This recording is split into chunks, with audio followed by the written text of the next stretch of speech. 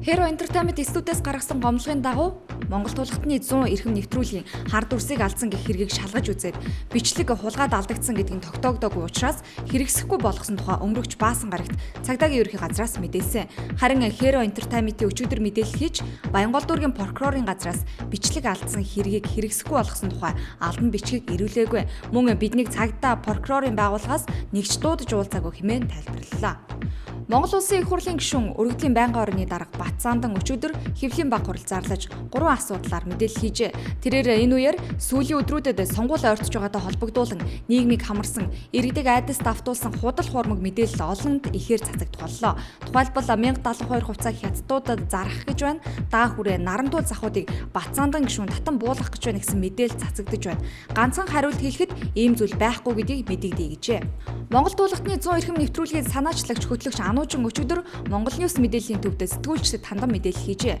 Энэхүү нэвтрүүлгийг Hero Entertainment студид бэлтгэдэг.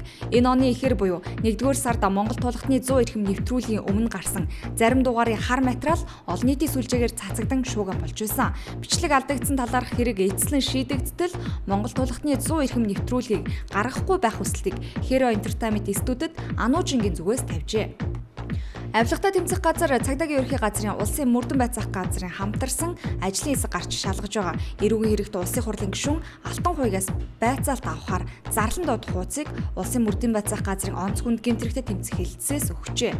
Өөрөөр хэлбэл Алтан хуйгийг мэдэгдэл хийсэн гэж шалгаж энэ талаар байцаалт авахаар цагдаагаас дуудаагүй байна. Шинээр баталсан эрүүгийн хуульд эмч нарт тооцох хариуцлагын системийг хөндрүүлсэнд бухимдан эмч нар өчигдөр Чингисийн талбай жигслаа. Эрүүгийн шинэ хуулийн 15-ын 1-р зүйлд эмнэлгийн мэрэгчлэн хүний эрүүл мэнд амь насанд хохирол учруулсан тохиолдолд 1-3 жил эмчлэх хэрэгээ хасуулж 20-80 сая төгрөгөөр торгох эсвэл 2-8 жил хорих эдлэн гэж заасан юм а. Энэ заалтад өөрчлөлт оруулах, шинжилэн найруулахыг хууль баталсан эрх баригчдаас шаардаж энэхүү жигсэж байгаа гэлээ. Өчигдөр дэлхийн оюуны өмчийн өдөр тохиолоо оюуны өмчийг хэрхэн зохицуулах вэ гэх асуудал ялангуяа интернет орчин цахим мэдээллийн хэрэгслүүдэд үүсдэг. Тэгвэл оюуны өмчийн газрын дарга Чимбат энэ тохиолдолд тухайн зөрчлөөсөн шалтгаалаад захиргааны болон эрүү иргэний арга хэмжээ авч хариуцлага тооцохоор хуульд заасан байдаг. Гол нь тухайн хэвлэл мэдээллийн байгууллага эсвэл сэтгүүлчид гомдлоо гаргаж хойноос нь явах хэрэгтэй хэмээн онцолжээ.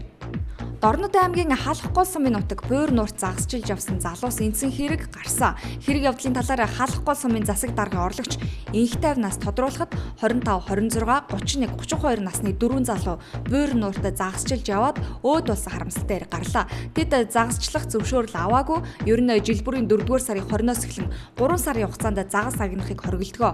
4-р сарын 20-оос загасны үржлийн үе эхэлдэг учраас хориглодог юм. Тиймээс бидэнд хандаад ч зөвшөөрөл өгөхгүй байсан. Ямартаач одоогоор Буур нуурт эндсэн залуусын цогцыг хайж байна гэж мэдээлжээ.